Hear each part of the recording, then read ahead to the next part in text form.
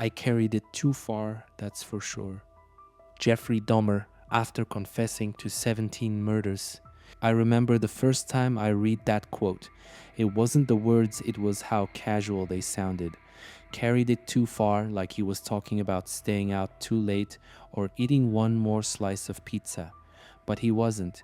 He was talking about dismembering bodies, about drilling holes into skulls, about keeping heads in his freezer like they were souvenirs from another life. And that's when it hit me. It's not just what these people do, it's how they think about it, like they're walking around in a completely different reality, one where empathy doesn't exist, where other people are just objects, flesh, noise, disposable. So here's the question that's been rattling around in my brain for days. What makes someone cross that line, not once, but over and over, and how do they hide it so well? Because behind every normal guy mask, behind every smile and polite nod at the grocery store, sometimes there's a monster. And the scariest part, they don't always look like monsters. Not at first. It always starts with something small. A thought, a fantasy, a flicker of rage that doesn't go away. Take Jeffrey Dahmer, 1978. It's a humid night in Bath, Ohio, and he's just picked up a hitchhiker, Stephen Hicks. They talk. They drink a few beers back at Dahmer's dad's house, and then Stephen wants to leave. That's when it snaps. Dahmer doesn't want him to leave, and something inside him, something dark, coiled, and already growing takes over. He grabs a dumbbell, strikes him, strangles him, dismembers him, and when it's done, he doesn't panic. He buries the body in the backyard. Later, he'll say it felt like he had no control. But he did. He cleaned up. He lied to people. He didn't confess until over a decade later. That moment, that single irreversible moment, is the real birth of the monster. It's like something cracked open inside him, and once it was open, it couldn't be shut again. But here's the twist that chills me the most. It didn't look like evil. It looked like loneliness, rejection, obsession. And that's what makes this story so terrifying. Because maybe, just maybe, it doesn't always begin with hate. Maybe sometimes it begins with need.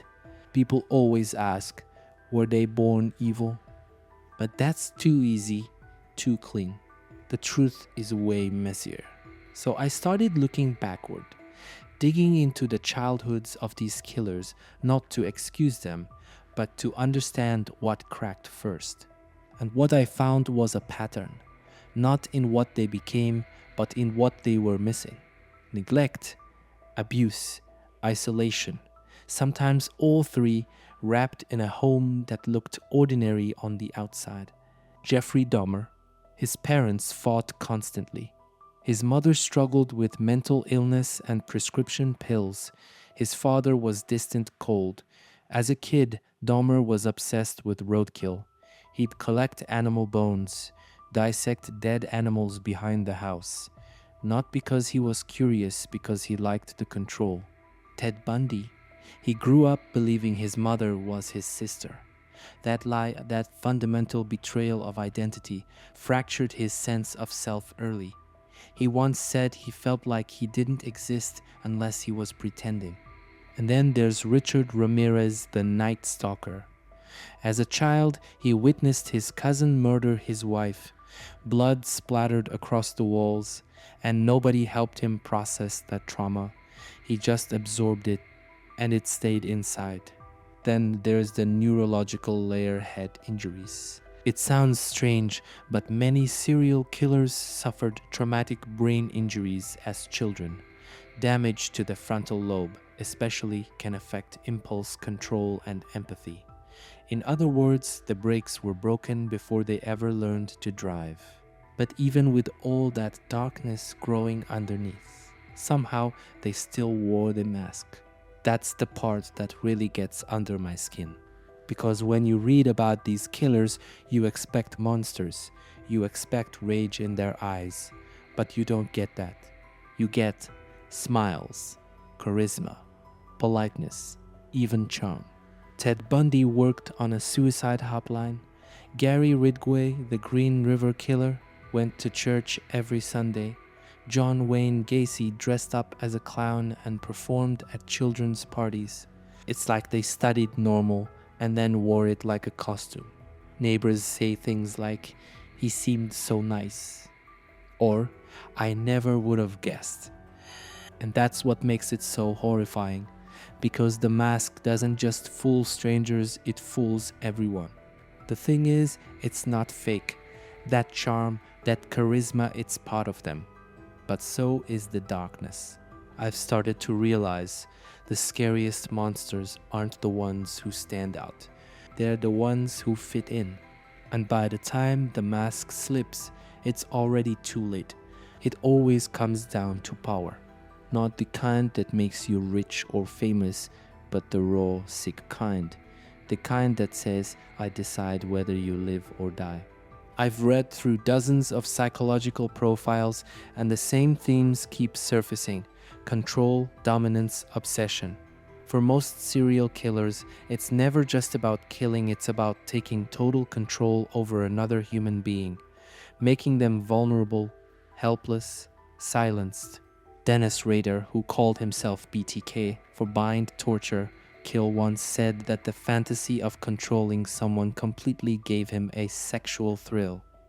But it wasn't about sex. It was about power. He wanted to play God, to bind them, watch their fear, draw it out like a performance. Ted Bundy, he said in one interview that murder is not about lust, it's about possession. He didn't want a partner. He wanted an object, something that would never leave him, betray him, reject him. And then there's Ed Kemper's 6'9", calm voice, genius level ick. He murdered his grandparents at 15. When asked why, he just shrugged and said, "I wanted to see what it felt like." That line, that total emotional vacancy, that's not just evil. That's a black hole where empathy should be. These killers don't want to be seen. They want to own. And murder isn't the end for them. It's the climax of a long, obsessive fantasy. And that's exactly where it starts, in the mind. Long before the first kill, the fantasy is already there, twisting, evolving, feeding off itself like a parasite. At first, it's just a thought, a daydream. But the more they indulge it, the more vivid it becomes. Soon it's not just a fantasy, it's a blueprint. Richard Ramirez used to sneak into houses just to watch people sleep, to feel what it was like to be inside someone else's life. Eventually, watching wasn't enough. Israel Keyes, one of the most calculating killers I've ever studied, buried kill kits, guns, zip ties, silencers, cash all over the country. He'd fly into a city, dig one up, and find a random victim. His fantasy wasn't just killing, it was controlling every step of the process, planning it for years and getting away with it. Some wrote journals, some drew pictures, some stalked potential victims without ever making a move until they did. The switch flips when fantasy no longer satisfies. That's when the action starts, and once they taste it, they don't go back. Because in their mind, they're not murderers. They're masters of their world. And every victim is just a piece on their board. There's something horrifying about the first time. You'd think it would unravel them, send them spiraling in panic or regret. But what's unsettling is how many of them describe something else entirely: relief. Like they've finally scratched an itch they've been carrying for years. Jeffrey Dahmer said it felt like a part of him clicked into place. Dennis Rader said the silence after the kill made him feel complete. And Edmund Kemper, he called it pure freedom. Think about that. These men didn't just kill. They liked it. It gave them a sense of power they couldn't get anywhere else. And worse, it made them want more. The first victim is rarely just a victim. They're a door. And once that door opens, there's no closing it again. Some killers spiral fast, can't wait to feel that rush again. Others go quiet for years, slowly rebuilding the fantasy until it boils over again. But no matter the pace, the path has changed forever. Because the kill didn't scare them, it awakened them. Then comes the pattern. And if the first kill is about discovery, the ones after are about design. That's where rituals start to form like an artist finding his medium. Some leave messages, some pose the bodies, some take trophies, locks of hair, jewelry, shoes. Gary Ridgway always left his victims near water. Ted Bundy targeted women with long dark hair parted down the middle, just like his first girlfriend. John Wayne Gacy buried all the bodies under his house. Always the crawl space, always wrapped in plastic. Why do they do it? Because routine gives them control. Because ritual helps them relive the moment over and over like a favorite scene in a film. But here's the twist. Those rituals also become their weakness. Investigators look for patterns, geography, method, victim type. They use it to connect cases, to predict behavior. And once they spot the ritual, the killer's secrets begin to crumble. It's ironic, isn't it? The same obsessive habits that give the killer pleasure often become the very thing that gets them caught. There's this debate that keeps surfacing. Are they psychopaths or sociopaths? At first, I thought the terms were interchangeable, but they're not. And when I started placing real serial killers along that spectrum, things got chillingly clear. Psychopaths, they're the ones with ice in their veins, no empathy, no guilt, but they're excellent actors. They can mimic emotions, build charm like a wall. People trust them because they seem normal. Ted Bundy, classic psychopath. He was articulate, composed, even handsome. He could cry on command, comfort victims, manipulate entire rooms. But behind his eyes, nothing. He once said, "We serial killers are your sons, we are your husbands." Then there's the sociopath. Still cold, still dangerous, but they're messier. They can lash out, lose control. Their rage boils closer to the surface. Richard Ramirez, the Night Stalker, is a textbook sociopath. His crimes were frenzied, chaotic. He didn't care about hiding. He left blood, footprints, chaos in his wake. He was angry at the world, at himself, and his murders were like explosions of that hatred. The difference matters because it tells us how to spot them. Psychopaths blend in. Sociopaths often don't even try, but both are deadly. The most terrifying thing I've learned: serial killers plan. They stalk. They wait. This isn't some Hollywood version of a guy snapping in a fit of rage. These people spend days, weeks, even months studying their victims, learning their routines, watching from the shadows. Israel Keyes, maybe the most methodical killer ever known, hid weapons and tools years before committing the crime. He'd bury a kill kit in Vermont, then fly back 2 summers later just to use it. Dennis Rader used to sit in parked cars outside his victims' homes, taking notes on when they left, who lived there, whether doors were locked. He called it Project Stalking, like it was a job.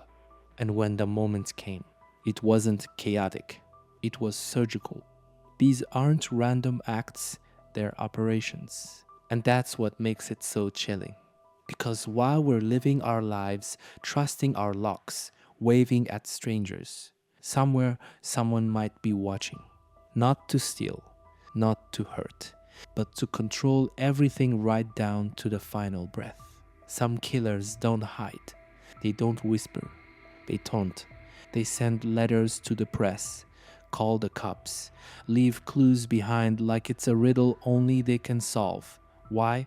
Because they're not just committing crimes, they're performing. The Zodiac Killer wrote coded messages and mailed them to newspapers.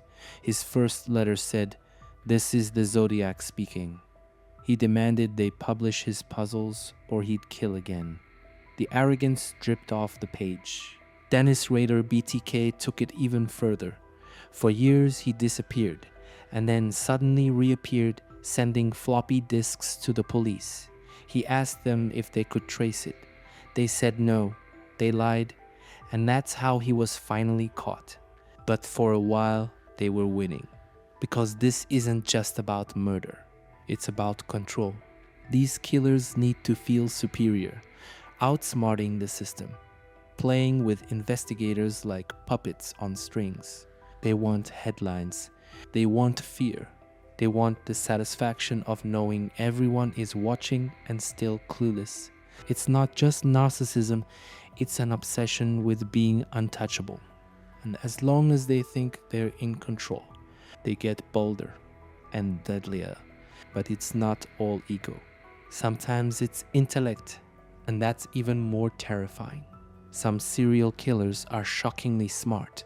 I don't mean clever, I mean strategic, calculating, capable of long-term planning that feels more like military precision than criminal impulse. Take Edmund Kemper. He scored over 140 on IQ tests. He used that intelligence to manipulate doctors, lie convincingly, and even gain early release from a mental institution. Once out, he killed again. Israel Keyes planned his murders like military operations. No links between him and the victims. No cell phones. No connection to the crime scenes. He once flew to Chicago, rented a car, then drove over 1,000 miles to Vermont just to avoid detection. He studied true crime cases to learn what not to do. But here's the twist: intelligence doesn't always mean brilliance. Ted Bundy was smart, but his arrogance got him caught. He couldn't resist showing off.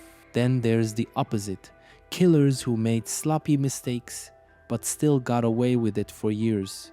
Why? Because they weren't smart, they were just lucky.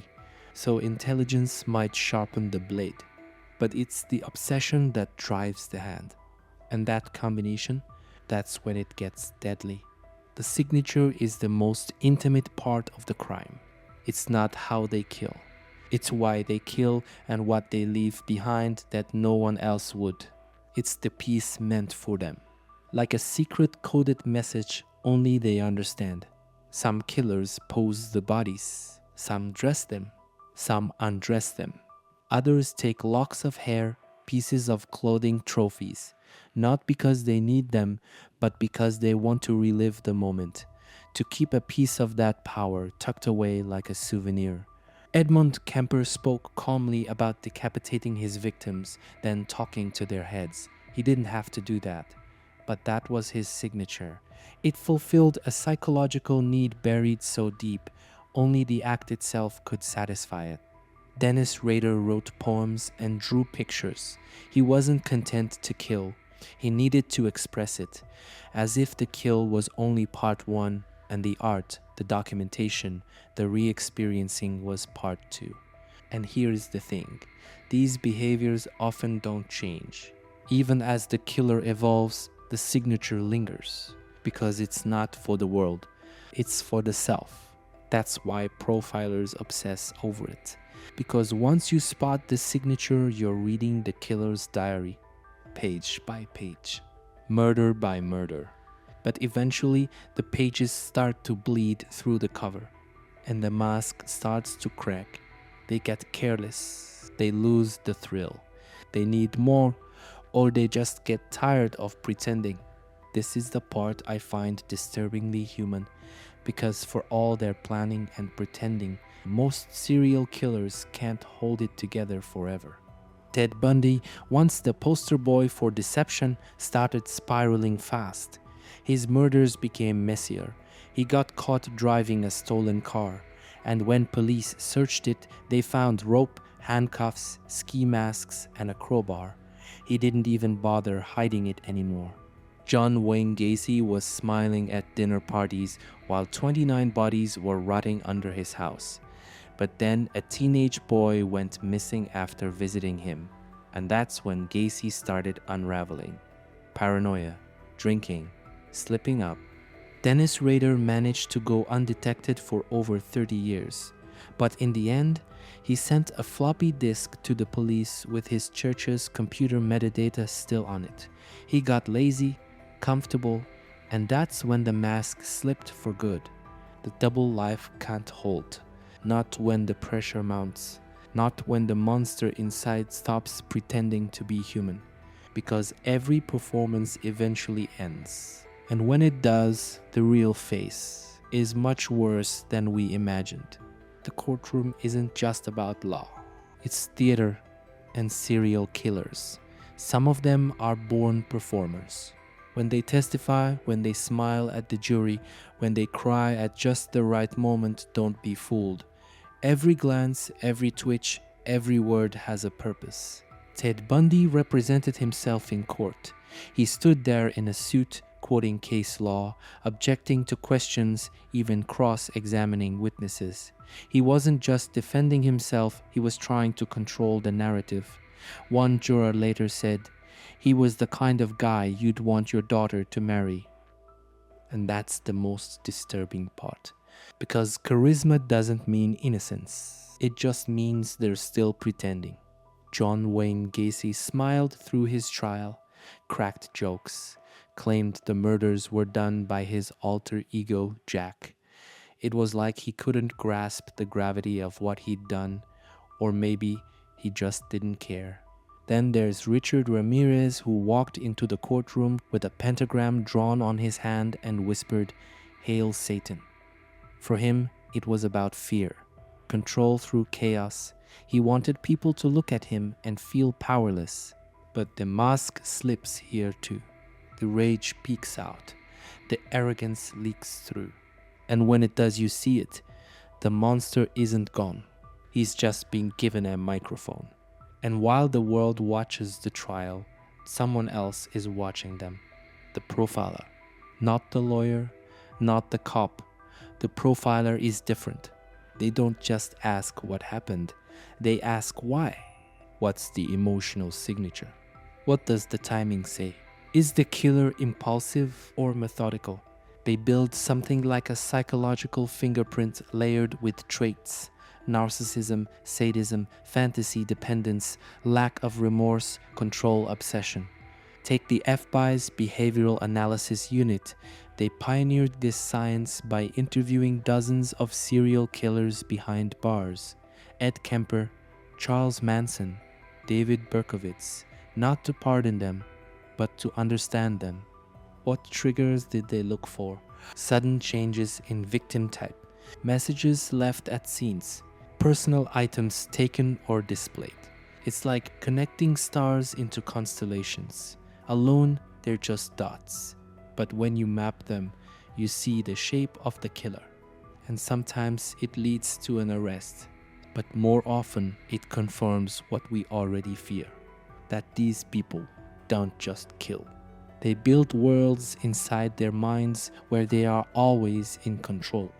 And the rest of us are just background noise. This is the part that always haunts me. Why didn't anyone stop them? Because in almost every case, someone knew. Someone saw something. Jeffrey Dahmer's neighbor literally called the police when she saw a bleeding boy stumble from his apartment.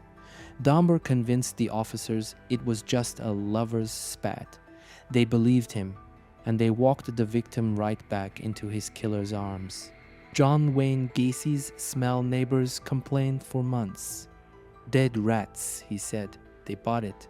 But those weren't rats, they were bodies. Dennis Rader's family never suspected a thing, but he left clues for years. He even worked for the city inspecting people's homes. Nobody connected the dots. Is it denial? Blind trust? Or is the truth just too disturbing to believe until it's too late? We always ask how they got away with it. But maybe the better question is, how many people had a chance to stop them and didn't? Prison doesn't change them, but it exposes them. Some killers finally admit everything. Edmund Kemper gave detailed interviews, chilling but honest. He knew what he was. He didn't want to be released. Others, They lied to the end. Ted Bundy confessed only when it suited him. He toyed with investigators, smiled in interviews, as if the murders were still his to control, even from death row. Israel Keyes barely spoke at all, just hints, riddles, cryptic confessions. He admitted to murders the FBI couldn't even verify, and then he killed himself, taking most of his secrets with him. And some, they still believe they're innocent, not misunderstood, not mentally ill. Innocent. They talk about regret the way a child talks about breaking a toy. Not grief, not remorse, just inconvenience. That's what prison reveals. Not who they were pretending to be, but who they always were. So here we are. The final question. Can monsters be made? Is it nature, a broken brain, a missing piece of empathy? Or is it nurture, abuse, neglect, trauma stacked on trauma until something snaps? Experts say it's both, a collision of internal wiring and external damage.